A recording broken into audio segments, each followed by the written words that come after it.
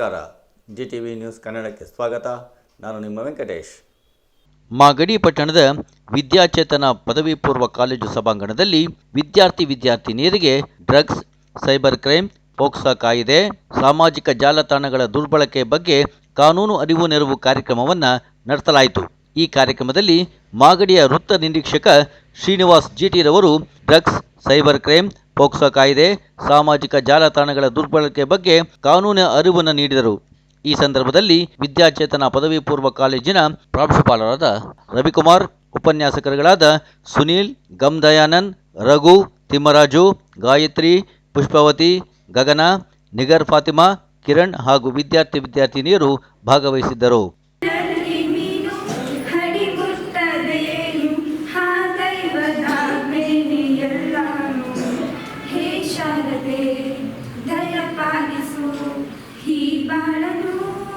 ಬೆಳಕಾಗಿಸು ಹೇ ಶಾರದೆ, ದಯ ಪಾಲಿಸು, ಈ ಬಾಳನು ಬೆಳಕಾಗಿಸು.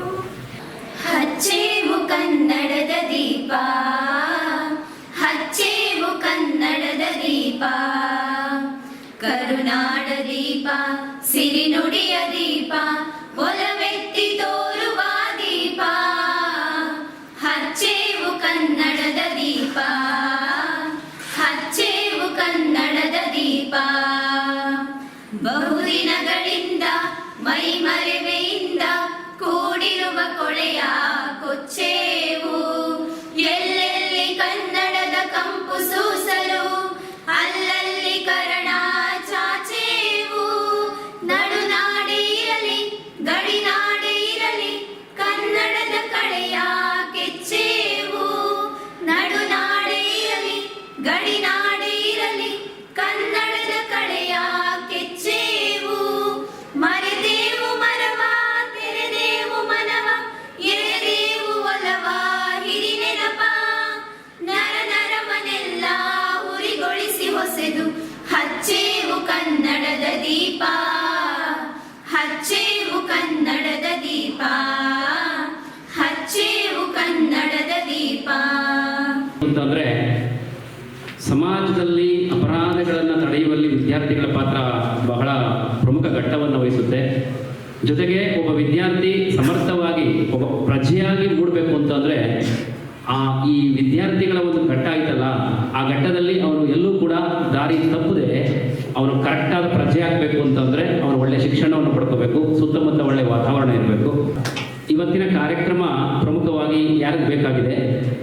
ಇಲ್ಲಿಯವರೆಗೂ ನೀವು ಏನು ಮಾಡ್ತಾ ಇಲ್ಲ, ಇವತ್ತಿನ ಕಾರ್ಯಕ್ರಮದ ನಂತರ ನಿಮ್ಮ ತಪ್ಪುಗಳೇನಾದರೂ ಇದ್ದರೆ ಅಥವಾ ಕಾನೂನಿನ ಒಂದು ಮಹತ್ವ ತಿಳ್ಕೊಂಡ್ರೆ ಮುಂದೆ ನೀವು ಒಳ್ಳೆಯ ಪ್ರಜೆ ಆಗ್ತೀರಾ ಅಂತ ನಾನು ಅನ್ಕೋತೀನಿ. ಹಾಗಾಗಿ ಇವತ್ತಿನ ಕಾರ್ಯಕ್ರಮ ನಿಮ್ಮ ಜೀವನದಲ್ಲೇ ಮರೆಯಲಾಗದಂಥ ಕಾರ್ಯಕ್ರಮ ಆಗುತ್ತೆ. ಸರ್, ನಮ್ಮಲ್ಲಿ ಪ್ರಮುಖವಾಗಿ ಮಾಡುವಂಥ ಮಕ್ಕಳು ಮಿಸ್ಟೇಕ್ಸು ಸರ್, ಟ್ರಿಪಲ್ ರೈಡಿಂಗು. 18 ವರ್ಷ ಯಾರಿಗೂ ಆಗಿಲ್ಲ, ಎಲ್ಲರೂ ಗಾಡಿ ತರುವಂಥ ಒಂದು ವ್ಯವಸ್ಥೆ ಇದೆ. ಆಮೇಲೆ ನಾವು ಕಾಲೇಜ್ ಕಾಂಪೌಂಡಲ್ಲಿ ಯಾರಿಗೂ ಗಾಡಿ ಹಾಕ್ಸಿಲ್ಲ ಸರ್. ಕಾನೂನಿನ ಪ್ರಕಾರ ಕಾಲೇಜ್ ಕಾಂಪೌಂಡಲ್ಲಿ ಗಾಡಿ ಯಾರ್ದು ಇಲ್ಲ. ಒಂದು 10-15 ಜನ ಗಾಡಿ ತರ್ತಾರೆ. ನಾವು ಹೇಳಿ ಸಾಕಾಯ್ತು ಸರ್. ಅದನ್ನು ನಿಮ್ಮ ಕಾನೂನಲ್ಲಿ ಏನಿದೆ ಅವ್ರಿಗೆ ಮಹತ್ವ ಕೊಡಿ. ಜೊತೆಗೆ ಆಮೇಲೆ ಬಸ್ ಸ್ಟ್ಯಾಂಡಲ್ಲಿ ಹೊಡೆದಾಟಗಳು, ಕೋಟೆ ವಿಭಾಗ ಅಥವಾ ಬಸ್ ಸ್ಟ್ಯಾಂಡಲ್ಲಿ ಹೊಡೆದಾಟಗಳನ್ನ ಮಾಡುವಂಥ ಒಂದು ನಾವು ಕೇಳಿ ಬೇಜಾರಾಗಿದೆ ಸರ್. ಸೊ ಹಾಗಾಗಿ ನಮ್ಮ ಕಾಲೇಜ್ ಮಕ್ಕಳೇ ಅಂತಲ್ಲ ಸರ್, ಮಾಗಡಿ ತಾಲೂಕಲ್ಲಿ ವಿದ್ಯಾರ್ಥಿಗಳು ಬಸ್ ಸ್ಟ್ಯಾಂಡ್ ಭಾಗದಲ್ಲಿ, ಕೋಟೆ ಭಾಗದಲ್ಲಿ ಸದಾ ಹೊಡೆದಾಟದಲ್ಲಿ ನಿರತರಾಗಿರ್ತಾರೆ. ಒಂದು ಗಾಡಿಗಳಲ್ಲಿ ಟ್ರಿಪಲ್ ರೈಡಿಂಗ್ ಹೋಗ್ತಾರೆ. 2 ಪ್ರತಿ ವರ್ಷ ಕೂಡ ನಮ್ಮಲ್ಲಿ ಈ ಕಾರ್ಯಕ್ರಮವನ್ನು ನೀವು ನಡೆಸ್ಕೊಡ್ಬೇಕು. ಯಾಕೆ ಅಂತಂದ್ರೆ ಮಕ್ಕಳಲ್ಲಿ ಈ ಸಮಯದಲ್ಲಿ ನಾವು ತಪ್ಪುಗಳನ್ನ ತಿದ್ದಿಲ್ಲ ಅಂತಂದ್ರೆ ಅವರು ಮುಂದೆ ದೊಡ್ಡ ದೊಡ್ಡ ಅಪರಾಧಗಳಲ್ಲಿ ಭಾಗಿಯಾಗುವಂಥ ಸಂಖ್ಯೆ ಜಾಸ್ತಿ ಇರುತ್ತೆ. ಒಂದು. 2ನೇದು, ನಮ್ಮ ಕಾಲೇಜಿನ ವತಿಯಿಂದ ಅಥವಾ ನಮ್ಮ ಸಾರ್ವಜನಿಕವಾಗಿ ನಾವು ಹೇಳೋದು, ಮಾಗಡಿ ಯಾವುದೇ ಕಾಲೇಜ್ ಆದರೂ ಕೂಡ ಕಾಲೇಜುಗಳು ಓಪನ್ ಆಗೋದು 9ವರೆಗೆ ಸರ್. ಕಾಲೇಜ್ ಬಿಡುವಂಥದ್ದು 3ವರೆಗೆ.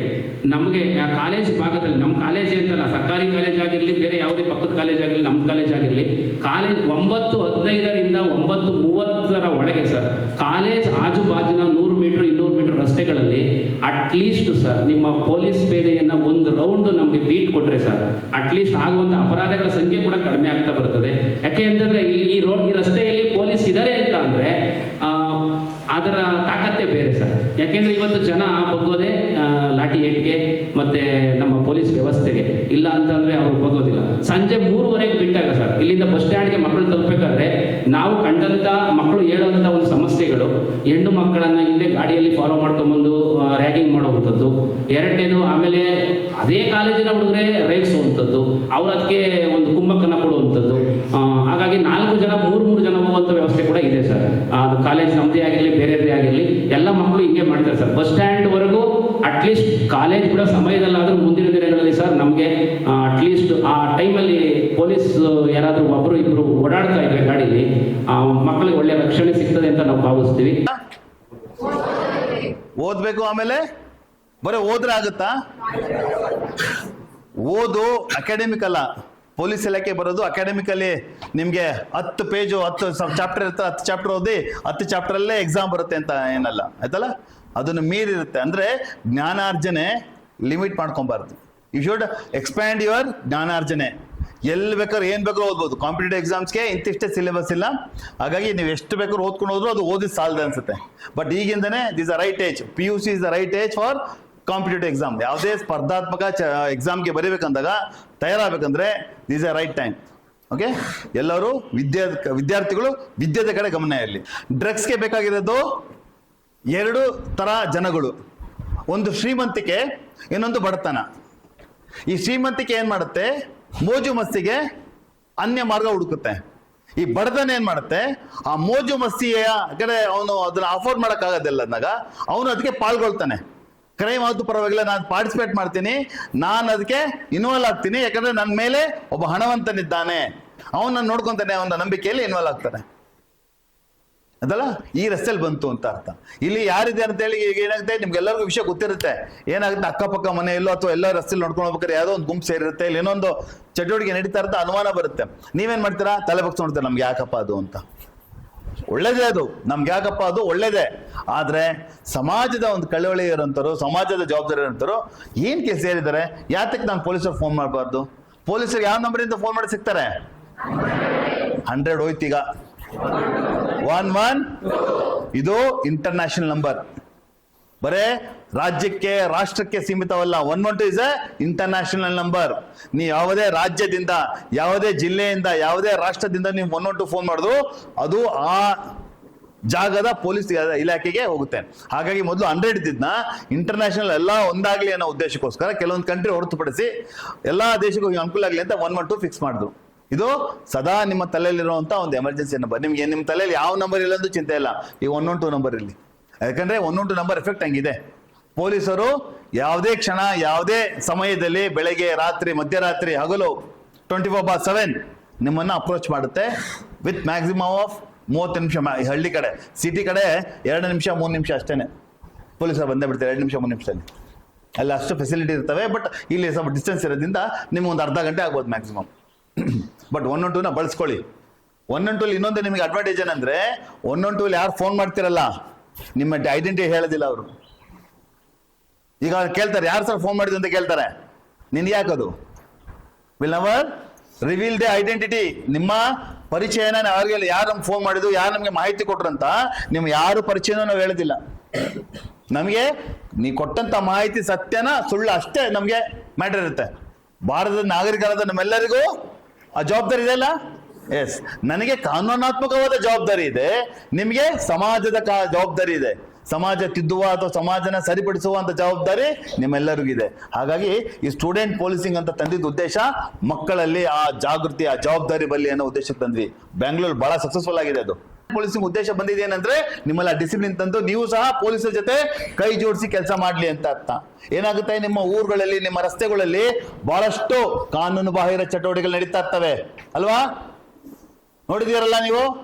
ಎಲ್ಲೋ ಕೂತ್ಕೊಂಡು ಕುಡಿತಾ ಇರ್ತಾನೆ, ಎಲ್ಲೋ ಕೂತ್ಕೊಂಡು ಏನೋ ಮಾಡ್ತಾ ಇರ್ತಾನೆ, ಯಾವುದೋ ಕಳ್ತನ ನಡೀತಾ ಇರುತ್ತೆ. ಯಾರೋ ನಿಮ್ಮ ಊರಿಗೊಬ್ಬ ಬಂದು ಊರನ್ನ ಹಾಳು ಮಾಡ್ತಾ ಇರ್ತಾನೆ, ಗುಡುನಲ್ಲಿ ಗುಂಪಾಕೊಂಡು ಎಲ್ಲೋ ಕೂತ್ಕೊಂತ ಇರ್ತಾನೆ. ಇರ್ತವೆ ಬಹಳಷ್ಟು ಚಟುವಟಿಕೆಗಳು.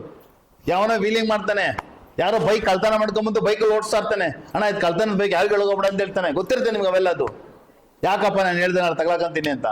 ನೋ, ಈ 112 ಏನಿದೆಲ್ಲ ಇದನ್ನ ಬಳಸ್ಕೊಳ್ಳಿ ಅಸ್ತಬಳಾಗಿ. ಅದ 112 is A weapon against the society. ದಯವಿಟ್ಟು ಅದರ ಇನ್ಫಾರ್ಮೇಶನ್ ಮಾಹಿತಿಗಳನ್ನ ನಮಗೆ ಕೊಡಿ ಪೊಲೀಸರಿಗೆ.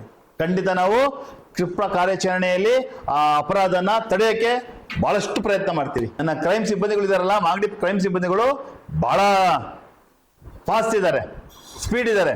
ಬುಲೆಟ್ ಟ್ರೈನ್ ನೋಡಿದ್ದೀರಾ? ಆದ್ರೆ ಬುಲೆಟ್ ಟ್ರೈನ್ ಇದ್ದಂಗೆ ಅವರು ಹೋದ ಅಂದ್ರೆ ಎತ್ತಾಕೊಂಡ್ ಬರೋದೇ ಅಷ್ಟೇ, ಮುಲಾಜಿಲ್ಲ, ನೋ ಡಿಸ್ಕೌಂಟ್ ಎನಿವನ್. ಹಾಗಾಗಿ ಮಾಗಡಿಯಲ್ಲಿ ಒಳ್ಳೊಳ್ಳೆ ಕೆಲಸಗಳ ಕಾರಣ ನಮ್ಮ team, it's a team work. ಹಾಗಾಗಿ ಮೊದಲೇ ಹೇಳಕ್ ಬಂದಿದ್ದು ನಾನು ಡ್ರಗ್ಸ್ ನಿಮಗೆ 4 ರೂಪದಲ್ಲಿ ಸಿಗುತ್ತೆ. ಯಾವ ರೂಪದಲ್ಲಿ ಸಿಗುತ್ತೆ ಹೇಳಿ? ಒಂದು ಗಾಂಜಾ ರೂಪದಲ್ಲಿ ಸಿಗುತ್ತೆ, ಇದಲ್ಲ, ಗಾಂಜಾ ರೂಪದಲ್ಲಿ, ಹೆರಾಯಿನ್ ರೂಪದಲ್ಲಿ, ಕೊಕೈನ್ ರೂಪದಲ್ಲಿ, ಅಥವಾ MDMA ಟ್ಯಾಬ್ಲೆಟ್ ರೂಪದಲ್ಲಿ, ಅದಲ್ಲ, ಈ ತರ ಬಹಳಷ್ಟು ರೂಪಗಳು ಸಿಗ್ತಾ ಇದಾವೆ. ಇಲ್ಲಿ ಹೆಚ್ಚು ಸಿಗೋದು ಸೊಪ್ಪು, ಹೇಳಿ, ಸೊಪ್ಪು ರೂಪದಲ್ಲಿ ಸಿಗುತ್ತೆ. ಯಾಕಂದ್ರೆ ಅಫೋರ್ಡ್ ಮಾಡಕ್ಕೆ ಬಹಳ ಈಸಿ ಅದು. ಅದಕ್ಕೆ 600 ರೂಪಾಯಿ, 700 ರೂಪಾಯಿ, 1000 ರೂಪಾಯಿ, 2000 ರೂಪಾಯಿ ಅಮೌಂಟ್ ಆಗುತ್ತೆ ಅಷ್ಟೇ. ಇದು ಅಫೋರ್ಡ್ ಮಾಡಕ್ಕೆ ಬಹಳ ಕಮ್ಮಿ ಇದೆ ಇಲ್ಲಿ. ಬಟ್ MDMA ಅಂತ ಒಂದು ಟ್ಯಾಬ್ಲೆಟ್ ಬರುತ್ತೆ, ಅದು ಕ್ರಿಸ್ಟಲ್ ಕಲ್ಲು ತರ ಇರುತ್ತೆ. ಅದು ಈ ಸಕ್ಕರೆ ಇದೆಲ್ಲ, ಸಕ್ಕರೆ ಕಲ್ಲು ಆ ಥರ ಬೆಳ್ಳಗಿರುತ್ತೆ ಅದು. ಅವೆಲ್ಲ ಬಹಳ ಕಾಸ್ಟ್ಲಿ, ಅದು ಚಿನ್ನಕ್ಕಿಂತ ಕಾಸ್ಟ್ಲಿ ಅಂತ ಹೇಳ್ಬೋದು ನಾನು. ಗ್ರಾಮ್ಗೆ ಅದಕ್ಕೆ ನಿಗದಿತ ಅಮೌಂಟ್ ಇಲ್ಲ, ಅದಲ್ಲಿ ಡಿಮ್ಯಾಂಡ್. ನನಗೆ ಬೇಕು ಅಂದ್ರೆ 10,000 ರೂಪಾಯಿ ಆಗ್ಬೋದು, ನಂಗೆ ಇನ್ನೂ ಜಾಸ್ತಿ ಬೇಕು ಅಂದ್ರೆ 20,000 ಆಗ್ಬೋದು, 50,000 ಆಗ್ಬೋದು ಪರ್ ಗ್ರಾಮ್. ಎಲ್ಲರ ಉದ್ದೇಶ ಏನೇಳು? ನಶೆಗೋಸ್ಕರ ತಗೊಂತಾರೆ ಬಿಟ್ರೆ ಅದರಿಂದ ಇನ್ಯಾವುದೇ ರೀತಿಯಾದಂತ ಉದ್ಧಾರವಾದಂತ ಕೆಲಸಗಳು ಯಾವುದೂ ಇಲ್ಲ. ನಶೆಯಲ್ಲಿ ಇರಬೇಕು. ನಿಮ್ ಫ್ರೆಂಡ್ಸ್ಗಳು ಇದ್ದಕ್ಕಿದ್ದಂಗೆ ಒಬ್ಬ ಆಕ್ಟಿವ್ ಆಗಿರ್ತಾನೆ, ದಿನನಿತ್ಯ ಆಕ್ಟಿವ್ ಆಗಿರೋನು ಸ್ವಲ್ಪ ಸೈಲೆಂಟ್ ಆಗ್ತಾನಂದ್ರೆ ಅವ್ನು ಡ್ರಗ್ ಅಡಿಕ್ಟ್ ಅಂತ ಅನ್ಕೊಂಡ್ಕೋಬಿಡಿ.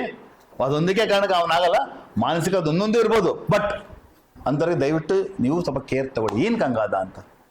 ಯಾರಾದ್ರೂ ಇಲ್ಲಿ ಕೆಟ್ಟ ಮಕ್ಳು ಇದ್ರೆ ಕೈ ಎತ್ತಿ ನೋಡೋಣ. ಯಾರು ಇಲ್ವಲ್ಲ? ಒಳ್ಳೆ ಮಕ್ಳು ಎಷ್ಟು ಜನ ಇದ್ರೆ ಕೈ ಎತ್ತಿ ನೋಡೋಣ. ಗುಡ್. ಯಾಕೇಳಿ? ಬ್ರಹ್ಮನ ಸೃಷ್ಟಿಯಲ್ಲಿ ಯಾರಾದ್ರೂ ಕೆಟ್ಟದಿದ? ಬ್ರಹ್ಮನ ಸೃಷ್ಟಿಯಲ್ಲಿ ಕೆಟ್ಟದಿನ್ನೇ ಇಲ್ಲ. ಬ್ರಹ್ಮನ ಸೃಷ್ಟಿ ಎಲ್ಲ ಒಳ್ಳೇದೇ ಇರೋದು. ಆದ್ರೆ ನಾವುಗಳು ಬೆಳೀತಾ ತಗೊಳ್ಳುವಂತ ಮಾರ್ಗ, ಆಯ್ಕೆ ಮಾಡುವಂತ ಮಾರ್ಗ, ಮಾಡುವಂತ ಫ್ರೆಂಡ್ಶಿಪ್, ಹೋಗುವಂತ ಎನ್ವೈರನ್ಮೆಂಟ್ ನಮ್ಮನ್ನ ಏನ್ ಮಾಡುತ್ತೆ? ಕಳ್ಳನ್ನೋ, ಕೆಟ್ಟನ್ನೋ, ಮತ್ತೊಬ್ಬನ ಮೋಸಗಾರನೋ ಮಾಡುತ್ತೆ ಅಲ್ವಾ? ಹಾಗಾಗಿ ಎಲ್ಲರೂ ಬುದ್ಧಿವಂತರಿದ್ದೀರಾ. ಹಾಗಾಗಿ ನಿಮ್ಮ ಬುದ್ಧಿವಂತಿಕೆ ಆಯ್ಕೆ ಯಾವ್ದ್ರಲ್ಲಿ ಏನಿರ್ಬೇಕು ಅಂತ. ಯಾವುದೇ ಅಪರಿಚಿತ ವ್ಯಕ್ತಿಗಳಿಂದ ಏನೇ ಕೊಟ್ಟರು ದಯವಿಟ್ಟು ಅದನ್ನ ಸ್ವೀಕರಣೆ ಮಾಡಕ್ ಹೋಗ್ಬಿಡಿ.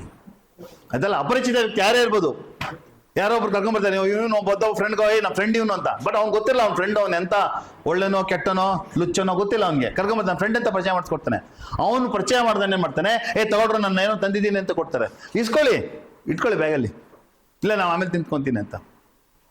ಯಾಕಂದ್ರೆ ಬಿಕಾಸ್ ಅಂತ ಫ್ರೆಂಡ್ಗೂ ಗೊತ್ತಿರಲ್ಲ ಅವನು ಒಳ್ಳೆನ ಕೆಟ್ಟನ ಅಂತ. ಅವನೇನ್ ಮಾಡ್ತಾನೆ, ಯಾರು ಇಲ್ಲಿ ಡೈರೆಕ್ಟ್ ಬಂದು ನಿಮ್ನ ಇಂಡ್ಯೂಸ್ ಮಾಡಲ್ಲ. ಯಾರಾದ್ರೂ ಬಂದು ಮಾತಾಡ್ತೀರಾ? ಅಪರಿಚಿತರು ಯಾರಾದ್ರೂ ಬಂದು ಮಾತಾಡ್ತಾರೆ, ಹೆಣ್ಮಕ್ಳು ಇರ್ಬೋದು, ಗಂಡ್ಮಕ್ಳು ಇರ್ಬೋದು, ಮಾತಾಡ್ತೀರೇನ್ರ? ಏನ್ ಮಾಡ್ತಾನೆ? ಫಸ್ಟ್ ನಿಮ್ಮಲ್ಲಿ ಒಬ್ಬನ ಹುಡುಕ್ತಾನೆ, ಹುಡುಕಿ ನಿಮ್ಮನ್ನ ಸ್ನೇಹಿತನಾಗಿ ಮಾಡ್ಕೊಂತಾನೆ.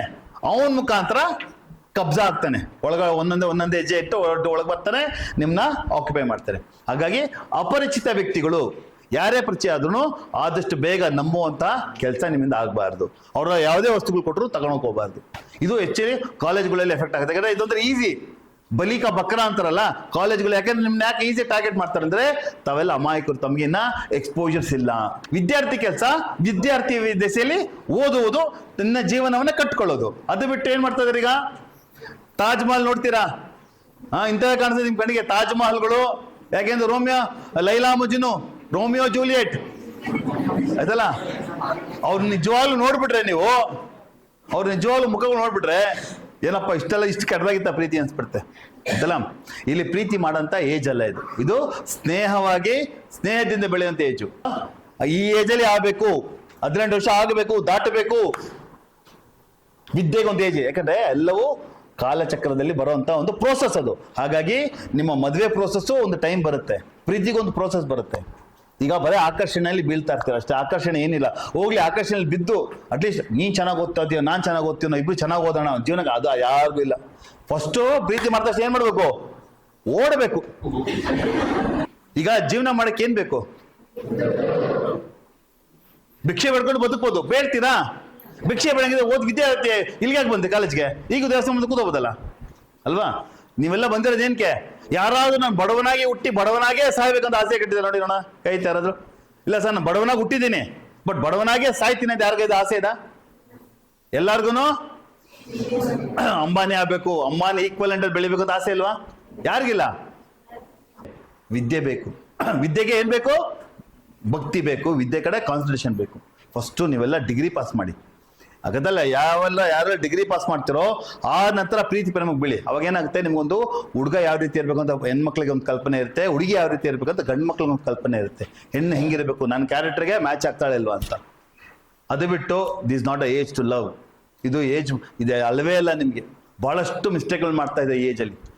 ಬಹಳ ಸರಿ ನಾನು ನೋಡಿರೋ ಸರ್ ದುರಂತ ಅಂದ್ರೆ, ಹೆಣ್ಮಕ್ಳು ಓಡೋಗಿರೋದೆಲ್ಲ ಇಲ್ಲ driver, auto driver, cab driver, cutting ಅಂಗಡಿಯಲ್ಲಿ ಕಟ್ಟಿಂಗ್ ಮಾಡೋನು, ಅದಾ ತಳ್ಳಗಾಡಿ, ಇಸ್ತ್ರಿ ಪೆಟ್ಟಿಗೆನು, ಅದಾ ಇಲ್ಲಾಂದ್ರೆ ಏನು ಇಲ್ದಿರ ಕೆಲಸ ಅಪ್ಪನ ದುಡ್ಡಲ್ಲಿ ಓಡಾಡೋ ಥರ ಓಡಾಡ್ಕೊಂಡಿರೋದು. ಅದು ಒಳ್ಳೊಳ್ಳೆ ಮನೆಯ ಸುಸಂಸ್ಕೃತ ಹೆಣ್ಣು ಮಕ್ಕಳು. ನಾನು ಏನ್ಕೊಂತೀನಿ ಗೊತ್ತಾಯ್ತಲ್ಲ, ಏನ್ ಕಾರಣ ಅಂದ್ರೆ ಬಹುಶಃ ನಿಮ್ಮ ತಂದೆ ತಾಯಿ ಕೊಡ್ದಿರೋಂಥ ಇಂಟ್ರೆಸ್ಟ್ ಈ ನನ್ನ ಮಕ್ಕಳು ಬಂದು ನಿಮ್ಗೆ ಇಂಟ್ರೆಸ್ಟ್ ಕೊಡ್ತಾರೆ, ನಿಮ್ಗೆ ಆ ಟೈಮ್ ಕೊಡ್ತಾರೆ ಅಂತ ಅಷ್ಟೇ ಅಲ್ವಾ. ಇಲ್ಲ ನೀನ್ ಯಾಕೆ ಬೀಳ್ತೀರ, ಅಷ್ಟು ಪ್ರೀತಿ ನಿನ್ನ ಹೆತ್ತು ಒತ್ತು ತಲೆ ಮೇಲೆ ಕುಣಿಸಂತ ಅಪ್ಪ ಅಮ್ಮನ ಬಿಟ್ಟು ಇವೆಲ್ಲ ಹೋಗ್ತೀರಾ ಅಂದ್ರೆ ಉದ್ದೇಶ ಏನ್ ಹೇಳಿ. ಬಹುಶಃ ಅಪ್ಪ ಅಮ್ಮ ನಿಮ್ಗೆ ಲೌಕಿಕ ಸುಖ ಕೊಟ್ರು, ಬಟ್ಟೆ ಕೊಡ್ಸಿದ್ರು, ಗಾಡಿ ಕೊಡ್ಸಿದ್ರು, ಕತ್ತಲ್ಲಿ ಚೈನ್ ಹಾಕಿದ್ರು, ನಿಮ್ಗೆ ಕೇಳಿದಾಗ ಪಿಜ್ಜಾ ಬರ್ಗರು ಊಟ ಹೋಟ್ಲ್ ಎಲ್ಲ ಕರ್ಕೊಂಡು ಎಲ್ಲ ಮಾಡಿದ್ರು ಅಪ್ಪ. ಆದ್ರೆ ಟೈಮ್ ಕೊಡ್ಲಿಲ್ಲ ಅಪ್ಪ. ಆ ಟೈಮ್ ಯಾರು ಕೊಟ್ಟ, ಲಫಂಗ ನನ್ನ ಮಕ್ಳು ಬಂದು ಕೊಟ್ರು. ಯಾಕಂದ್ರೆ ಅವ್ರು ಮಾಡಕ್ಕೆ ಮೊದಲೇ ಕೆಲಸ ಎಲ್ಲ ಮೇಲೆ ಕೆತಾರಿ ಇಲ್ಲ. ಹಾಗಾಗಿ ಏನು ಕೆಲಸ ಇಲ್ದ ನನ್ನ ಮಕ್ಳು ಬಂದು ನಿಮ್ಗೆ ಟೈಮ್ ಕೊಟ್ರು. ಆ ಟೈಮ್ಗೆ ನೀವು ಬಿದ್ದರೆ ಹೆಣ್ಮಕ್ಳುಗಳು ಅಷ್ಟೇ ಆಗೋದು. ಅದನ್ನ ಅರ್ಥಕೊಂಡು ನಾನು ಮಾಡಿದ ತಪ್ಪು ಅನ್ನೋ ಅಷ್ಟೊತ್ತಿಗೆ ಎಷ್ಟಾಗಿರುತ್ತೆ, 21 ವರ್ಷ 22 ವರ್ಷ ವಯಸ್ಸಾಗಿರುತ್ತೆ. ಅಷ್ಟರಲ್ಲಿ ಏನಿರುತ್ತೆ, ಕೈಯಲ್ಲೊಂದು ಕಂಕ್ಳಲ್ಲೊಂದು ಕೈಯಲ್ಲೊಂದು ಮಗು ಇರ್ತಾನೆ. ಏನ್ ಮಾಡ್ತಾರೆ ಆಮೇಲೆ? ಹಿಂಗಾಗಿ ಹೆಣ್ಮಕ್ಳು ಜೀವನ ಕಳ್ಕೊಂತ ಇರೋದು ಇದೇ ಉದ್ದೇಶಕ್ಕೆ. ಹಾಗಾಗಿ ಅಪ್ಪ ಅಮ್ಮನ ಕನಸುಗಳಿಗೆ ಹಾಳು ಮಾಡ್ಕೊಂಡ್ಬಿಡಿ. ಪೋಕ್ಸೋ ಕೇಸ್ ಏನಾಗುತ್ತೆ, 18 ವರ್ಷ ಒಳಗಡೆ ಯಾವುದೇ ಹುಡುಗಿ ಲವ್ ಅಂತ ಮನೆ ಬಿಟ್ಟು ಆಚೆ ಹೋದ್ರೆ ಅವಳನ್ನ ಹೇಳ್ಕೊಂಡೋಗಿ ನಾವೀಗ ಬಾಲಕಿಯರ ಬಾಲ ಮಂದಿರದಲ್ಲಿ ಬಿಡ್ತಾ ಇದೀವಿ. 18 ವರ್ಷ ಆಗೋವರೆಗೂ ಅಲ್ಲೇ ಎಜುಕೇಶನ್ ಓಡಿಸ್ತಾರೆ. ಅಪ್ಪ ಅಮ್ಮನ ಟಚ್ಗಳಿರಲ್ಲ. ಅದೊಂಥರ ಬಹಳ ವಿಚಿತ್ರ ಜೀವನ ಆಗುತ್ತೆ. ಕರ್ಕೊಂಡು ಬಂದಿದ್ದ ಗಂಡು ಮಕ್ಕಳಿಗೆ ಮಿನಿಮಮ್ 1 ವರ್ಷ ಜೈಲಿದೆ. ಅದು ಬೇಲ್ ಹಾಕ್ಸ್ಕೊಬೇಕಂದ್ರೆ 2 ರಿಂದ 3 ಲಕ್ಷ ಖರ್ಚಾಗುತ್ತೆ ಬೇಲ್ಗೆ. ಅಷ್ಟೊಂದು ಶಕ್ತಿವಂತರು ಮೋಸ್ಟ್ಲಿ ಇಲ್ಲಿ ಯಾರು ಇಲ್ಲ ಅನ್ಸುತ್ತೆ. ದಯವಿಟ್ಟು ಅದೆಲ್ಲ 21 ವರ್ಷ ಆಗೋವರೆಗೂ ದಯವಿಟ್ಟು ಈ ಲಫಡಕ್ಕೆ ಬೀಳ್ಕೋಬಿಡಿ. 18 ವರ್ಷ ಕಮ್ಮಿ ಹೆಣ್ಮಕ್ಳಿಗೆ 18 ವರ್ಷ ಕಮ್ಮಿ ಇರೋ ಹೆಣ್ಮಕ್ಳನ್ನ ಯಾರೇ ಟಚ್ ಮಾಡಿದ್ರು ಅದು ಪೋಕ್ಸೋ ಕಾಯ್ದೆ ಅಟ್ರಾಕ್ಟ್ ಆಗುತ್ತೆ. ಗಂಡು ಮಕ್ಳಿಗೂ ಅಷ್ಟಪ್ಪ, ನಿಮಗೂ ಪೋಕ್ಸೋ ಕಾಯ್ದೆ ಇದೆ. ಏನಂದ್ರೆ ಯಾರಾದ್ರೂ ನಿಮ್ಮನ್ನ ಬಲವಂತವಾಗಿ ನಿಮ್ಮ ಜೊತೆ ಮಿಸ್ಬಿಹೇವ್ ಮಾಡ್ತಾ ಇದ್ರೆ ಅದಲ್ವಾ, 18 ವರ್ಷ ಕಮ್ಮಿ ಇರುವಂತ ಹುಡುಗರು ಯಾರ್ಯಾರು ಗಂಡ ಇವತ್ತು ಬರೀ ಹೆಣ್ಮಕ್ಳಿಗೆ ಸೇಫ್ಟಿ ಇಲ್ಲ, ಗಂಡು ಮಕ್ಳಿಗೂ ಸೇಫ್ಟಿ ಇಲ್ಲ ಇವತ್ತು ಈ ಕಾಲದಲ್ಲಿ ಅದಲ್ಲ. ನಿಮ್ಮ ಗಂಡು ಮಕ್ಳಿಗೂ ಜೊತೆನೂ ಮಿಸ್ಬಿಹೇವ್ ಮಾಡ್ತಾ ಇದ್ದಾರೆ ಇವತ್ತು. ಸಲಿಂಗ ಕಾಮಿಗಳು ಅಂತೇಳಿ ಗಂಡು ಮಕ್ಳನ್ನೂ ಬಿಡ್ತಾ ಇಲ್ಲ ಇವತ್ತು. ಟೆಕ್ನಾಲಜಿ ಎಲ್ಲೆಲ್ಗೂ ಹೋಗ್ಬಿಡ್ತೀವಿ ಇವತ್ತು ಅನ್ನೋದು. ಹಾಗಾಗಿ ನಿಮಗೂ ಸಹ ಪೋಕ್ಸೋ ಕಾಯ್ದೆ ಬರುತ್ತೆ. ಬರೀ ಹೆಣ್ಮಕ್ಳಿಗೆ ಪೋಕ್ಸೋ ಇಲ್ಲ, ಗಂಡು ಮಕ್ಳಿಗೂ ಪೋಕ್ಸೋ ಇದೆ. 18 ವರ್ಷ ಇರುವಂತ ಎಲ್ಲ ಹೆಣ್ಣು ಮತ್ತು ಗಂಡು ಮಕ್ಕಳಿಗೂ ಪೋಕ್ಸೋ ಕಾಯ್ದೆ ಅನ್ವಯಿಸುತ್ತೆ. ಯಾರಾದ್ರೂ ನಿಮ್ಮ ಜೊತೆ ಮಿಸ್ಬಿಹೇವ್ ಮಾಡ್ತಾ ಇದ್ದಾರೆ, ತೊಂದರೆ ಕೊಡ್ತಾ ಇದ್ದಾರೆ, ಹೆಣ್ಮಕ್ಳು ಇರ್ಬೋದು ಗಂಡು ಮಕ್ಳು ಇರ್ಬೋದು, ಲೈಂಗಿಕ ದೌರ್ಜನ್ಯ ಮಾಡ್ತಾ ಇದ್ದಾರೆ ಅಥವಾ ಮಾನಸಿಕವಾಗಿ ಹಿಂಸೆ ಕೊಡ್ತಾ ಇದ್ದಾರೆ ಅಂದ್ರೆ ಅಪ್ಪ ಅಮ್ಮನ ಹೊರತುಪಡಿಸಿ ದಯವಿಟ್ಟು ನಮ್ಮ ಗಮನಕ್ಕೆ ತನ್ನಿ, ಆಯ್ತಲ್ಲ. ಯಾರು ಸಹ ಯಾಕಂದ್ರೆ ನೀವೆಲ್ಲ ಬೆಳೆಯುವ ಮೊಗ್ಗನ್ನ ಬೆಳೆಸ್ಬೇಕು, ಅದನ್ನ ಹಾಳು ಮಾಡಬಾರ್ದು ಅನ್ನೋ ಉದ್ದೇಶಕ್ಕೋಸ್ಕರ ಕಾನೂನು ಪೋಕ್ಸೋ ಅಂತೇಳಿ ವಿಶೇಷವಾದ ಒಂದು ಕಾಯ್ದೆ ತಂದು ನಿಮ್ನೆಲ್ಲರನ್ನ ರಕ್ಷಣೆ, you are all protected with this POCSO case. ಹಾಗಾಗಿ ಹೆಣ್ಮಕ್ಳು ಇವತ್ತು ಬಹಳ ಸೇಫ್ ಆಗಿದ್ದಾರೆ ನೀವೆಲ್ಲ. ಇಲ್ಲಾಂದಿದ್ರೆ ಬಹಳ ಕಷ್ಟ ಇರುತ್ತೆ. ಕಾಯ್ದೆ ಬಂದಿಲ್ಲ ಅಂದ್ರೆ ನಮಗೆ ಕಷ್ಟ ಆಗೋದು. ಅವ್ರಿಗೆ ಹಾಯ್ ಅಂತ ಕಳಿಸಿದ್ರೆ ಮುಖ ಪರಿಚಯ ದಿನ ಬೆಳಿಗ್ಗೆ ನೋಡ್ತೀರಾ. ಅದೇ ಅಪರಿಚಿತ ಹುಡುಗ ಅಪರಿಚಿತ ಹುಡುಗಿ ನಿಮ್ಗೆ ಹಾಯ್ ಅಂತ ಕಳಿಸಿದ್ರೆ ಅದು ಟ್ರ್ಯಾಪ್. ಫಸ್ಟ್ ಹಾಯ್ ಅಂತಂದ್ರೆ ಟ್ರ್ಯಾಪ್, ಟ್ರಾಫಿಕ್ ಬಿದ್ರಿ ಅಂತ ಅರ್ಥ. ಆಮೇಲೆ ಮಾತಾಡ್ತಾ ಆಡ್ತಾ ಸ್ನೇಹ ಬೆಳೆಯುತ್ತೆ, ಸ್ನೇಹದಿಂದ ಸಲಿಗೆ ಬೆಳೆಯುತ್ತೆ, ಸಲಿಗೆಯಿಂದ ಮತ್ತೊಂದು ಬೆಳೀತಾ ಹೋಗ್ತಾ ಇರುತ್ತೆ. ನಾನು ಕಂಡಂಗೆ, ನಾನು ಕೇಳ್ಪಟ್ಟಂಗೆ ಬಹಳಷ್ಟು ಜನದ್ದು ಪ್ರೈವೇಟ್ ವಿಡಿಯೋಸ್ಗಳನ್ನ ಈ ನನ್ನ ಮಕ್ಕಳು ಯೂಸ್ ಮಾಡ್ಕೊತಾರೆ. ಫಸ್ಟು ಮುತ್ತಿನಿಂದ ಸ್ಟಾರ್ಟ್ ಆಗುತ್ತೆ. ನಾನು ಮುಕ್ತವಾಗಿ ಮಾತಾಡ್ತೀನಿ. ಮುತ್ತಿನಿಂದ ಸ್ಟಾರ್ಟ್ ಆಗುತ್ತೆ, ಕಿಸಸ್. ಆ ನಂತರ ಫೋಟೋ ಕಳಿಸು ನೀನು ಸೆಲ್ಫಿ ಅಂತ ಬರುತ್ತೆ. ಆ ಸೆಲ್ಫಿ ಫೋಟೋ ಕಳಿಸ್ಬೇಕಾರೆ ಮುತ್ತು ಕೊಡ್ತಾರ ಸೆಲ್ಫಿ ಫೋಟೋ ಕಳಿಸು ಅಂತ. ಹುಡುಗಿ ಇಬ್ರಿಗೂ ಇದೆ. ಯಾರು ನಾಟ್ ಓನ್ಲಿ ಫಾರ್ ಹುಡುಗಿ ಅಂತ ಇಬ್ರಿಗೂ ಮುತ್ತು ಕೊಡುವ ಸೆಲ್ಫಿ ಕಳಿಸು ಅಂತಾರೆ. ಆ ನಂತರ ಸ್ವಲ್ಪ ಚೂರು ಎಕ್ಸ್ಪೋಸ್ ಮಾಡು, ಚೂರು ಅಂತೇಳಿ ನಿಮ್ಮ ಗೊತ್ತಿಲ್ದಿರಂಗೆ ನಿಮ್ಮನ್ನ ಟ್ರಾಪ್ ಮಾಡಿದ್ದೇನೆ, ಟ್ರಾಪಿಂಗ್ ಅಂತಾರೆ. ನಿಮ್ಮನ್ನ ಹೆಂಗೆ ಬಂದಿಯಾಗಿ ಮಾಡ್ತಾರೆ ಅಂದ್ರೆ ಕಂಪ್ಲೀಟ್ ನಿಮ್ಮ ಬೆತ್ತಲೆ ಫೋಟೋಗಳನ್ನ ಅವ್ರು ತಗೊಂಡ್ಬಿಡ್ತಾರೆ, ಆಯ್ತಲ್ಲ. ಅವರು ನಿಮ್ಗೆ ಬೆತ್ತಲೆ ಫೋಟೋ ಕಳ್ಸಿದ್ದಾರೆ ಅಂತ ಅನ್ಕೊಂತೀರ ನೀವು. ಅದೆಲ್ಲ ಅಗೇನ್ ಎ ಐ, ಅದು ಅವ್ರು ಕಳ್ಸಿದ ಎ ಐ ನಿಮ್ದು ನಿಜ ಅದು ಅಂತಾರೆ. ಆಮೇಲೆ ಸ್ಟಾರ್ಟ್ ಆಗುತ್ತೆ ರಿಯಲ್ ಗೇಮ್. ಈಗ ನನಗೆ ಎಷ್ಟು ಬೇಕೋ 20,000 ಕೊಡು. ಎಲ್ಲಿಂದ ಕೊಡ್ತೀವಿ 20,000 ನೀವು? ಇಲ್ಲಾಂದ್ರೆ ಈ ಫೋಟೋ ಏನ್ ಮಾಡ್ತೀನಿ, ನಿಮ್ಮ ಕಾಲೇಜಿಗೆ ಕಳಿಸ್ತೀನಿ, ನಿಮ್ಮ ಫ್ರೆಂಡ್ಸ್ ಗ್ರೂಪ್ಗೆ ಹಾಕ್ತೀನಿ, ನಿಮ್ಮ ಫ್ರೆಂಡ್ಸು ಇಂಥವ್ರೆಲ್ಲ ಫ್ರೆಂಡ್ಸ್ ಇದ್ದಾರೆ ಅವ್ರಿಗೆಲ್ಲ ಕಳಿಸ್ತೀನಿ, ನಿಮ್ಮ ಅಪ್ಪ ಅಮ್ಮಂಗೆ ಕೊಡ್ತೀನಿ. ಏನ್ ಮಾಡ್ತೀರ ಅವಾಗ ನೀವು? ಮುಗಿದ ಕತೆ ಅವತ್ತು ನಿಮ್ದು. ಅವಾಗ ಯಾರಿಗೆ ಹೇಳ್ಕೊಳಂಗಿಲ್ಲ, ಅಪ್ಪ ಅಮ್ಮಗೆ ಹೇಳ್ಕೊಳಂಗಿಲ್ಲ, ಸ್ನೇಹಿತರಿಗೆ ಹೇಳ್ಕೊಳಂಗಿಲ್ಲ. ಮುಗೀತಲ್ಲಿ ನಿಮ್ಮ ಜೀವನದ ಹೊಸ ಅಧ್ಯಯನ ಸ್ಟಾರ್ಟ್ ಆಗುತ್ತೆ. ಕೆಲವೊಂದು ಧೈರ್ಯಶಾಲಿ ಹೆಣ್ಮಕ್ಳು ಗಂಡು ಮಕ್ಳು ಏನ್ಮಾಗುತ್ತೆ, ಫೇಸ್ ಮಾಡ್ತೀನಿ ತಪ್ಪಾಗಿದೆ ಅಂತ ಹೇಳಿ ಮುಂದೆ ಬರ್ತಾರೆ. ಕೆಲವೊಬ್ರು ಹೇಡಿಗಳು ಮತ್ತೊಂದು ಮುಗ್ದೊಂದು ಕೆಲಸಗಳು ಮಾಡ್ಕೊಂಡು ಜೀವಾಗತ್ತೋ ಮತ್ತೊಂದು ಮುಗ್ದೊಂದು ಮಾಡ್ಕೊತಾರೆ. ಅವ್ನು ಎಷ್ಟೇ ಮೊಬೈಲ್ ಚೇಂಜ್ ಮಾಡ್ಬೋದು, ಬೇರೆ ಫೋಟೋ ಹಾಕೊಬೋದು, ಬೇರೆ ಸಿಮ್ ಯೂಸ್ ಮಾಡ್ಬೋದು, ಅವನೇನೇ ಮಾಡ್ಬೋದು. ಅವನನ್ನು ಭಾಳಷ್ಟು ನಾವು ಟೈಮಲ್ಲಿ ಎಳ್ಕೊಂಬಂದು ಮುಂದೆ ನಿಲ್ಲಿಸ್ಬಿಡ್ತೀವಿ. ಆ ಥರ ಯಾರಾದರೂ ಇದ್ದರೆ ದಯವಿಟ್ಟು ಆವೇಶಗೊಳಗೆ ಹೋಗ್ಬಿಡಿ. ಯಾಕಂದ್ರೆ ಏನಾಗುತ್ತೆ, ಇವೆಲ್ಲವೂ ಗುಪ್ತವಾಗಿ ನಡೆಯುವಂಥದ್ದು. ಯಾರು ಮುಕ್ತವಾಗಿ ಹೇಳ್ಕೊಳ್ಳಲ್ಲ. ಹೆಣ್ಮಕ್ಳು ಇರ್ಬೋದು, ಗಂಡು ಮಕ್ಳು ಇರ್ಬೋದು, ಸೀಕ್ರೆಟಾಗಿ ನಡೆಸ್ತಾ ಇರ್ತೀರ. ಯಾವಳು ಒಬ್ಳು ಹಾಯ್ ಅಂತ ಕಳ್ಸಿರ್ತಾರೆ ಗಂಡು ಮಕ್ಳಿಗೆ, hi how are you, how do you doing. ನನಗೆ 100 ರೂಪಾಯಿ ಕೊಡು ಅಂತ ಸ್ಟಾರ್ಟ್ ಆಗುತ್ತೆ. 100 ರೂಪಾಯಿ ಫೋನ್ ಪೇ ಮಾಡೋಣಂತೆ. ನೀವು ಹೆಂಗೋ 100 ರೂಪಾಯಿ ತಾನೆ ಅಪ್ಪ ಅಮ್ಮ ಇಸ್ಕೊಂಡು ಕೊಟ್ಬಿಡೋಣ ಅಂತ 100 ರೂಪಾಯಿಂದ ಸ್ಟಾರ್ಟ್ ಆಗೋದು 10,000, 20,000, 30,000. ಕೊನೆಗೆ ಅವೆಲ್ಲ ಲೆಕ್ಕ ಹಾಕಿದಾಗ 1 ಲಕ್ಷ 1 ಲಕ್ಷ ಆಗಿರುತ್ತೆ. ಅವಾಗ ಕಳ್ತನ ಸ್ಟಾರ್ಟ್ ಆಗುತ್ತೆ ಮನೆಯಲ್ಲಿ. ತಗ್ಲಾಕೊಂಡ್ಬಿಟ್ಟಾಗ ಅಪ್ಪ ಅಮ್ಮ ದುಡ್ಡು ಕೊಡೋದಿಲ್ಲ, ಮತ್ತೆ ಅಮ್ಮನ ಒಲೆ ಕದಿಯೋದು, ಮತ್ತೊಂದು ಕದಿಯೋದು, ಮಗದೊಂದು ಕದಿಯೋದು, ಅಪ್ಪನ ಜೋಬಲ್ಲಿ ಕಾಸು ಕದಿಯೋದು. ಅಪ್ಪ ಏನು ಮಾಡ್ತಾನೆ, ಎಲ್ಲ ಬೀಳ್ಸ್ಕೊಂಬಂದ್ಬಿಟ್ಟೆ ಅಂತ ಅನ್ಕೊಂತಾನೆ. ನಾನು ಮುಟ್ಟಾಳ ಅವನು, ನನ್ನ ಮಕ್ಳು ಕಳ್ರಂತ ಅವ್ನು ಅನ್ಕೊಳ್ಳೋದೇ ಇಲ್ಲ. ಯಾಕಂದ್ರೆ ನಂಬಿಕೆ ಅಲ್ಲ ಅದು. ಅಲ್ಲಿ ಸ್ಟಾರ್ಟ್ ಆಗುತ್ತೆ ನಿಮ್ಮ ಒಂದೊಂದು. ಈ ಸೈಬರ್ ಅಪರಾಧ ಇದೆಯಲ್ಲ, ಇವತ್ತೇನಾಗುತ್ತೆ ಸೈಬರ್ ಅರೆಸ್ಟ್ ಅಂತ. ದಯವಿಟ್ಟು ನೀವೆಲ್ಲ ಪೇಪರ್ ಓದಿ ಅಂತ ಮತ್ತೊಂದ್ಸರಿ ಹೇಳ್ತೀನಿ. ಬಹಳಷ್ಟು ಬುದ್ಧಿಜೀವಿಗಳು, ಡಾಕ್ಟರೇಟ್ ತಗೊಂಡಂಥವ್ರು, ರಿಟೈರ್ಡ್ ಗೌರ್ಮೆಂಟ್ ಅಫಿಷಿಯಲ್ಸ್ಗಳು, ದೊಡ್ಡ ದೊಡ್ಡ ಮೇಧಾವಿಗಳು ಕೋಟ್ಯಾಂತರ ರೂಪಾಯಿ ತಮ್ಮ ಸೇವಿಂಗ್ಸ್ನ ಸೈಬರ್ ಅರೆಸ್ಟ್ ಕಳ್ಕೊಳ್ತಾರೆ. ಫೋನ್ ಬರುತ್ತೆ, ನಾವು ಹಿಂಗೆ CBI ಅವ್ರು ಮಾತಾಡ್ತಾ ಇದ್ದೀವಿ, ನಾವು ಇನ್ಕಮ್ ಟ್ಯಾಕ್ಸ್ ಮಾತಾಡ್ತೀವಿ, ನಾವು ಪೊಲೀಸರು ಮಾತಾಡ್ತೀವಿ, ನಾವು ಅವ್ರು ಇವ್ರು ಅಂತ ಮಾತಾಡಿ ನೀವು ಅರೆಸ್ಟ್ ಆಗಿದ್ದೀರಾ, ನಿಮ್ಮನ್ನ ಅರೆಸ್ಟ್ ಮಾಡ್ಕೊಂಡು ಬರ್ತೀವಿ, ಈ ಸದ್ಯದಲ್ಲೇ ಪೊಲೀಸ್ ಬರ್ತಾ ಇದಾರೆ, ಬಾ ವಿಡಿಯೋ ಕಾಲ್ ಬಾ ಅಂತ ತೆಗಿತಾನೆ. ಹಿಂದೆಗಡೆ ಸ್ಟೇಜ್ ಪ್ಲೇ, ಫಿಲಮಲ್ಲಿ ನೋಡಿದ್ರಲ್ಲ ಪೊಲೀಸ್ ಸ್ಟೇಷನ್ ಹೆಂಗಿರುತ್ತೆ ಅಂತ, ಅದೊಂದು ಸ್ಟೇಜ್ ಪ್ಲೇ ಮಾಡ್ತಾನೆ. ಯಾವೊಬ್ಬನ ದನ ಬರ್ದು ಹೊಡಿತಾ ಇರ್ತಾನೆ, ಇನ್ಯಾರಿಗೋ ಏನೋ ಮಾಡ್ತಾ ಇರ್ತಾನೆ. ನೀವೇನ್ಕಂತ ಎದುರ್ಕೊಂಡ್ರೆ ಅಷ್ಟೇದಾಗ ಯಾರಿಗೆ ಪೊಲೀಸರು ಕಂಡ್ರೆ ಭಯ ಇದೆ ಇಲ್ಲಿ? ಎಲ್ಲರಿಗಿದೆ ಅಲ್ಲ? ಆ ಭಯನೇ ಸಾಕು. ನಿಮ್ಮನ್ನ ಭಯ ಇದಲ್ಲ, ನಿಮ್ಮನ್ನ ಯಾವ ಲೆವೆಲ್ ಕರ್ಕೊಂಡು ಬಿಟ್ಬಿಡ್ತಾ ಭಯ ಅನ್ನೋದು. ಹಣ ಮಾಡೋದಕ್ಕೆ ಅಮಾಯಕ ಮಕ್ಕಳ ದೇಹನ ಪ್ರದರ್ಶನ ಮಾಡ್ತಾ ಇದ್ದಾರೆ ಇವತ್ತು. ಎಲ್ಲ ಅವಾಯ್ಡ್ ಆಗಿದೆ ಇವತ್ತು, ನಮ್ಮ ಕಾನೂನು ನಮ್ಮೆಲ್ಲ ತಡೆದಿದೆ, ಬಟ್ ಸ್ಟಿಲ್ ನಿಮ್ಮನ್ನ ಬಳಸ್ಕೊಂತಾರೆ. ಹಾಗಾಗಿ ಈ ಸೈಬರ್ ವಂಚನೆಯಿಂದ, ಎಸ್ಪೆಷಲಿ ಇನ್ಸ್ಟಾ ಫೇಸ್ಬುಕ್ ಅಲ್ಲಿ ಯಾರಾದ್ರು ಹಾಯ್ ಹಲೋ ಅಂತ ಕಳ್ಸಿದ್ರೆ ಎಚ್ಚೆತ್ಕೊಳ್ಳಿ, ದಯವಿಟ್ಟು ಅದಕ್ಕೆ ಬಲಿಯಾಗಕ್ಕೆ ಹೋಗ್ಬೇಡಿ. ಶಾರುಖ್ ಖಾನ್ ಅಂತ ಯಾವುದೇ ಕಾರಣಕ್ಕೂ ನಿಮ್ಮನ್ನ ಹಾಯ್ ಅಂತ ಕಳ್ಸಲ್ಲ, ಸುದೀಪ್ ಕಳ್ಸಲ್ಲ, ಆಯ್ತಲ್ಲ, ಡಿ ಬಾಸ್ ಕಳ್ಸಲ್ಲ ನಿಮ್ಗೆ ಹಾಯ್ ಅಂತ. ಕಳ್ಸಾರ? ಆ ಭ್ರಮೆ ಬದುಕೋಕೆ ಹೋಗ್ಬಿಡ್ರಿ. ಅದಲ್ಲ, ಯಾರಾದ್ರೂ ಡಿ ಬಾಸ್ ಹೆಸರು ಕಳ್ಸಾರ ಅಂದ್ರೆ ಅದು ಯಾರಿರ್ಬೋದು?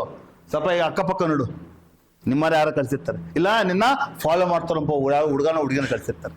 ಹಾಗಾಗಿ be aware with this cyber offence. ಇಷ್ಟೇ ಹೇಳ್ಬೇಕು, ಯಾಕಂದ್ರೆ ಹಣದೆಲ್ಲ ನಿಮ್ಗೆ ಗೊತ್ತಾಗೋದಿಲ್ಲ, ಬಟ್ ನಿಮ್ಮ ಫೋಟೋಗಳನ್ನ, ಪ್ರೈವೇಟ್ ವಿಡಿಯೋಸ್ಗಳನ್ನ ಸ್ನಾನ ಮಾಡ್ಬೇಕಾರೆ, ಮುಖ ತೊಳಿಬೇಕಾರೆ, ಮಲಗ್ಬೇಕಾರೆ, ಅಥವಾ ನೀವು ಮನೇಲಿ ಈ ಬಟ್ಟೆಲಿ ಇರೋದಿಲ್ಲ, ಎಲ್ಲರೂ ನಾವು ಕ್ಯಾಶುವಲ್ ಬಟ್ಟೆ ಹಾಕೊಡ್ತೀವಿ ಮನೇಲಿ ಇರ್ಬೇಕಾರೆ, ಆ ಥರ ಫೋಟೋ ಕಳ್ಸೋದು, ಎಕ್ಸ್ಪೋಸ್ ಮಾಡೋಂಥದ್ದು ಅಗತ್ಯ ಇಲ್ಲ, ಎಸ್ಪೆಷಲಿ ಸೋಷಿಯಲ್ ಮೀಡಿಯಾ ಬಂದಾಗ.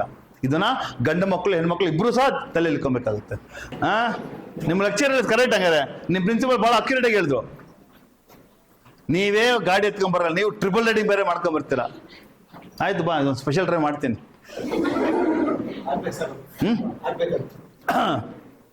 ನಿಮಗೆ ಪನಿಷ್ಮೆಂಟ್ ಕೊಡಲ್ಲ, ಯಾರು ಕೊಡ್ತೀವಿ ಪನಿಷ್ಮೆಂಟ್ನ? ಗಾಡಿ ಓನರ್ಗ ಒಬ್ರು ಹೇಳಿ, ಯಾರು? ನಿಮ್ಮ ಅಪ್ಪ ಅಮ್ಮನ ಆಟ ಆಡಿಸ್ತೀನಿ ಗೊತ್ತಲ್ಲ. ನಿಮ್ಮ ಅಪ್ಪ ಮುಂದೆ ನನ್ನ ಮಗ ದೇವ್ರು ಅಂದಿರ್ತಾರಲ್ಲ, ಅವ್ನ ದೇವರಲ್ಲ, ಅವ್ನ ದೇವರದ ಮತ್ತೊಂದು ಮುಖ ತೋರಿಸ್ತೀನಿ ಅಂತ ಕರ್ಕೊಂಬರ್ತೀನಿ ಇಲ್ಲಿ. ದಯವಿಟ್ಟು ನೋಡಪ್ಪ, ಬಾಲ್ಯ ಇರುವುದು ಆಟ ಆಡುವುದಕ್ಕೆ. ಯಾವ ಜೊತೆ ಆಟ ಆಡುವುದು? ಜೀವ ಜೊತೆ ಅಲ್ಲ. ಬಾಲ್ಯ ಇರುವುದು ಜೀವ ಜೊತೆ ಆಟ ಆಡುತ್ತಲ್ಲ. ಏನಾಗುತ್ತೆ ಕೇಳಿದ್ರೆ, ನೀವೆಲ್ಲ ಎಕ್ಸ್ಪರ್ಟ್ಸ್ ಇರ್ಬೋದು, ನೀವೆಲ್ಲ ಅದ್ಭುತ ಪ್ರದರ್ಶನ ಮಾಡೋಂಥ ಓಡ್ಸರೇ ಇರ್ಬೋದು, ಬಟ್ ಯಾರಾದ್ರೂ ಒಬ್ಬ DL ಇರೋ ವ್ಯಕ್ತಿ ನಿಮ್ಗೆ ಆಕ್ಸಿಡೆಂಟ್ ಮಾಡಿ ಅವನೇ ತಪ್ಪಿಂದ ಬಂದು ನಿಮ್ಗೆ ಹೊಡೆದ್ರೆ ತಪ್ಪು ಯಾರ್ದು? ಯಾಕೆ ನಿಮ್ದ್ಯಾಕೆ ತಪ್ಪಾಗುತ್ತೆ? ಒಬ್ರೊಬ್ರು ಕೈ ಐತೆ ನೋಡೋಣ, ಮಾಸ್ ಅನ್ಸಬಿಡ. ಯಾರು ಹೇಳಿ, ಹೇಳಮ್ಮ, ಯಾರು ಹೇಳ್ತಾ ಇದ್ರಿ ಇಲ್ಲಿ? ಯಾಕೆ DL ಇರೋ ವ್ಯಕ್ತಿ ಓಡಿಸ್ಕೊಂಡು ಅವನೇ ನಿಮ್ ಗಾಡಿ ಹೊಡೆದ್ರು ತಪ್ಪು ನಿಮ್ದಾಗುತ್ತೆ? ಏಜ್ ಆಗಿಲ್ಲ ಅಂತಲ್ಲ. ಆಮೇಲೆ ನಿಮ್ಮ ಹತ್ರ ಇಲ್ಲ ಚಾಲಾನಿ ಪರವಾನಗಿನೇ ಇಲ್ಲ, ನಿಮ್ಮ ಹತ್ರ ಸರ್ಟಿಫಿಕೇಟೇ ಇಲ್ಲ. ನೀವು ಇರುವುದು ಎಕ್ಸ್ಪರ್ಟು. ನಮ್ಮಲ್ಲಿ ಎಕ್ಸ್ಪರ್ಟ್ ಅಂತ ಈಗ ನೀವು ಎಕ್ಸಾಮ್ ಅಲ್ಲಿ ಪಾಸ್ ಫೇಲ್ ಅಂತ ಹೆಂಗ್ ಗೊತ್ತಾಗುತ್ತೆ? ಮಾರ್ಕ್ಸ್ ಕಾರ್ಡ್ ಇಂದ ತಾನೆ. ಮಾರ್ಕ್ಸ್ ಕಾರ್ಡ್ ತೀರ್ಮಾನ ಮಾಡುತ್ತೆ, ಎಕ್ಸಾಮ್ ತೀರ್ಮಾನ ಮಾಡುತ್ತೆ. ನೀನ್ ದಡ್ಡನಾ ಬುದ್ಧಿವಂತನ, ನೀನು ಅತಿ ಅತಿ ಬುದ್ಧಿವಂತನ ಅಥವಾ ಕಮ್ಮಿ ಬುದ್ಧಿವಂತನ ಅಂತ ಅಲ್ವಾ? ಮಾರ್ಕ್ಸ್ ಕಾರ್ಡ್ ಡಿಸೈಡ್ ಅಲ್ಲ. ಹಂಗಾಗಿ ನಿಮ್ನೆಲ್ಲ ಡಿಸೈಡ್ ಮಾಡಿದೆ ಯಾವುದು? DL, driving licence. Driving licence ಇಲ್ದರ ಗಾಡಿ ಓಡಿಸೋದು ಕಾನೂನು ಪ್ರಕಾರ ಅಪರಾಧ. ಶಿಕ್ಷೆ ಎತ್ಗೆ ಹೇಳ್ತೀನಿ, ಅಪ್ಪ ಅಮ್ಮನಿಗೆ ಮಿನಿಮಮ್ 6 ತಿಂಗಳ ಕಾಲ. ಅಪ್ಪ ಅಮ್ಮ ಅಂದ್ರೆ ಗಾಡಿಯ ಮಾಲೀಕರು, ಯೂಶಲಿ ಅಪ್ಪ ಅಮ್ಮ ಆಗಿರ್ತಾರೆ ಅಥವಾ ಅಣ್ಣ ತಮ್ಮ ಆಗಿರ್ತಾನೆ. ಗಾಡಿಯ ಮಾಲೀಕರಿಗೆ 6 ತಿಂಗಳ ಸೆರೆವಾಸ ಇದೆ. ಮ್ಯಾಕ್ಸಿಮಮ್ 6 ತಿಂಗಳ ಕೊಡಬಹುದು ಪನಿಷ್ಮೆಂಟು. ಮಗನಿಗೆ 5,000 ರೂಪಾಯಿ ಫೈನ್ ಇದೆ ಗಾಡಿ ಓಡಿಸನ್ಗೆ. ಓನರ್ ಟು ಬಿ ಪ್ರಾಸಿಕ್ಯೂಟೆಡ್ ಅಂತ ಬರುತ್ತೆ. ಒಂದು ಮೈನರ್ ಡ್ರೈವಿಂಗು ಜೊತೆಗೆ owner to be prosecuted, owner of the ವೆ ಅವ್ರನ್ನೂ ಪ್ರಾಸಿಕ್ಯೂಟ್ ಮಾಡ್ತೀವಿ. ಮೊದಲು ಬಿಲ್ ಎರಿತಾ ಇದ್ವಿ, ಈಗ ಬಿಲ್ ಎರಿಂಗಿಲ್ಲ, ಸೀದಾ ಕೋರ್ಟ್ ಕಳಿಸ್ತೀವಿ. ಕೋರ್ಟ್ ಕಟ್ಕೊಂಬನಿ ಅಂತ ಕೋರ್ಟ್ ಮ್ಯಾಜಿಸ್ಟ್ರೇಟ್ ಡಿಸ್ಕಷನ್, ನಿಮ್ಮನ್ನ ಜೈಲ್ಗಾದ್ರೂ ಕಳಿಸ್ಬೋದು, ಇದ್ಗಾದ್ರೂ ಕಳಿಸ್ಬೋದು. ಫಸ್ಟ್ ಅಫೆನ್ಸ್ಗೂ ಆಯ್ತು, ಒಂದ್ಸರಿ ವಾರ್ನ್ ಕೊಡ್ತಾರೆ. ಸೆಕೆಂಡ್ ಅಫೆನ್ಸ್ ಶ್ರೀಕೃಷ್ಣ ಜನ್ಮಸ್ಥಾನ ಆಯ್ತಲ್ಲ, ಜೈಲ್ ಅನ್ನಕ್ಕಾಗೋದಿಲ್ಲ, ನಾನು ಶ್ರೀಕೃಷ್ಣ ಜನ್ಮಸ್ಥಾನ ಅಂತ ನಿಮ್ಗೆಲ್ಲ ಹೇಳ್ತಾ ಇರ್ತೀನಿ. ಯಾರೆಲ್ಲ ಹೋಗ್ಬೇಕು, ಬಹಳ ಜನ ಅಪ್ಪ ಅಮ್ಮನ ತೀರ್ಥಯಾತ್ರೆಗೆ ಕಾಶಿಗೆಲ್ಲ ಕಳ್ಸ್ಬೇಕಂತ ಆಸೆ ಪಟ್ಟಿರ್ತಾರಲ್ಲ, ಅದನ್ನ ಫಸ್ಟ್ ಇಲ್ಲಿ ಕಳಿಸಿ, ಶ್ರೀಕೃಷ್ಣ ಜನ್ಮಸ್ಥಾನ ನೋಡ್ಕೊಂಡು ಆಮೇಲೆ ಕಾಶಿ ಯಾತ್ರೆಗೆ ಹೋಗಿ ಅಂತೇಳಿ ಕಳ್ಸಕ್ ಇಷ್ಟ ಇದೆ. ಅಪ್ಪ ಅಮ್ಮನ ಕಳಿಸಿ, ಮಕ್ಕಳಾಗಿ ಪಡೆದಂತ ಅಂತ ತಂದೆ ತಾಯಿ ಧನ್ಯರಾಗಬೇಕಲ್ಲ ಆಯ್ತಲ್ಲ. ದಯವಿಟ್ಟು ಆ ಕೆಲಸಕ್ಕೆ ಯಾರು ಕೈ ಹಾಕಕ್ಕೆ ಹೋಗ್ಬೇಡಿ. ನನಗೊಂದು ಪ್ರಾಮಿಸ್ ಮಾಡ್ಬೇಕಂತ ಮನೆಗೆ ಹೋಗ್ಬಿಟ್ಟು ನಿಮ್ಮ ತಂದೆ ತಾಯಿಗಳು ದಯವಿಟ್ಟು, ಎಲ್ಲರದ್ದು ಗಾಡಿಗಳು ಇದೇ ಇರುತ್ತೆ ಇವತ್ತು, ಅಗತ್ಯಕ್ಕೆ ಅನುಗುಣವಾಗಿ ಗಾಡಿ ಮಡಿಕೊಂಡಿರ್ತಾರೆ, ಒಂದು ಇನ್ಶೂರೆನ್ಸ್ ಮಾಡಿಸ್ಕೊಂಡು ಕೇಳಿ. ಬಹಳಷ್ಟು ತಂದೆ ತಾಯಿ DL ಇರಲ್ಲ, DL ಇಲ್ಲದ ಸತ್ತು ಸಹ ನಿಮ್ಗೆ ಏನು ಸಿಗೋದಿಲ್ಲ, ಸರ್ಕಾರದಿಂದಾಗ್ಲಿ ಯಾವುದೇ ಪರಿಹಾರ ಸಿಗೋದಿಲ್ಲ. ಸ್ವಲ್ಪ ಒಂದೇ ದಿನಕ್ಕೆ ಆಗೋಂಥ ಕೆಲಸಗಳೆಲ್ಲ ಇವೆಲ್ಲ. ಏನೇನು ಕಟ ಮಾಡ್ತೀರ, ಅಪ್ಪ ನಂಗೆ ಬಟ್ಟೆ ಬೇಕು, ನಂಗೆ ಚಪ್ಪಲಿ ಬೇಕು, ಶೂ ಬೇಕು, ಮಣ್ಣು ಬೇಕು, ಮಸಿ ಬೇಕು, ಇಡೀ ಪ್ರಪಂಚನೇ ಬೇಕು ಅಂತ ಅಪ್ಪ ಅಮ್ಮನ ಡಿಮ್ಯಾಂಡ್ ಮಾಡ್ತೀರಾ.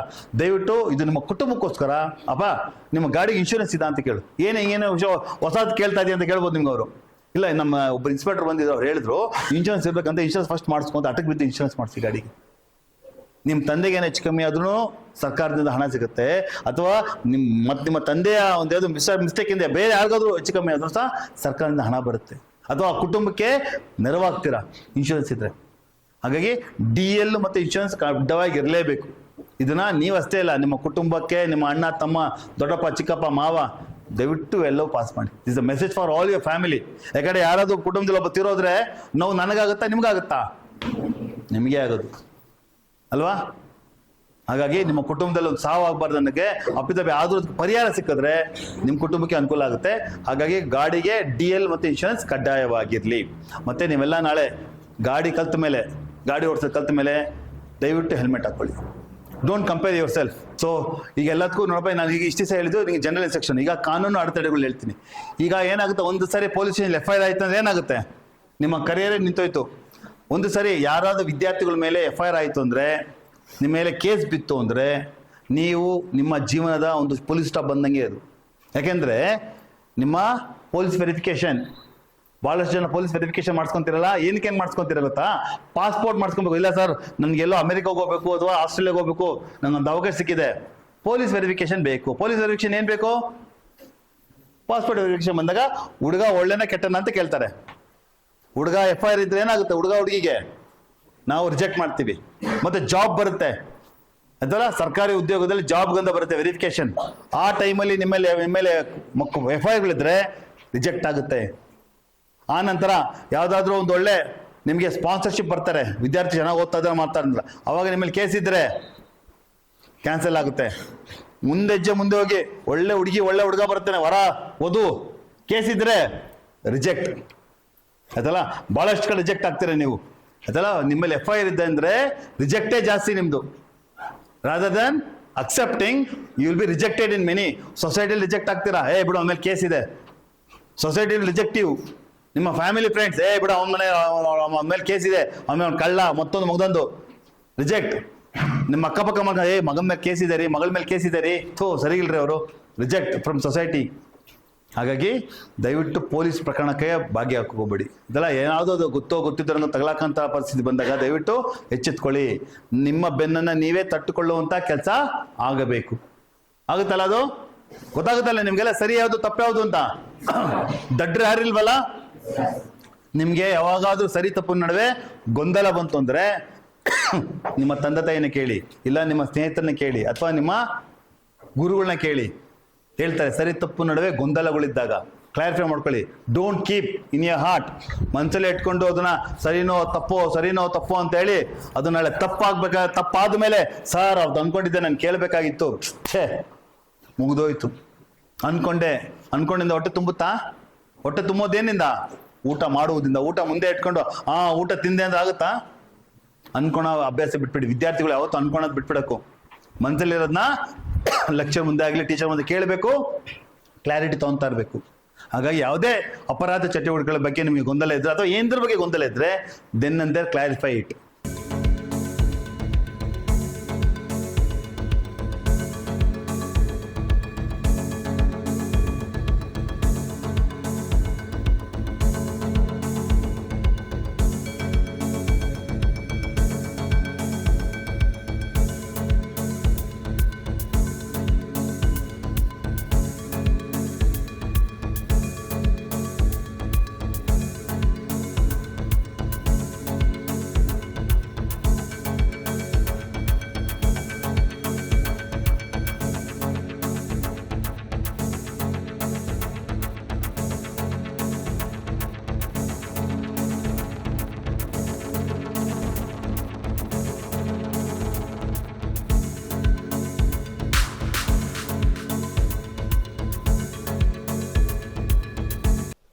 ಇವತ್ತಿನ ಮಾಗಡಿಯ ಸುದ್ದಿ ಸಮಾಚಾರ.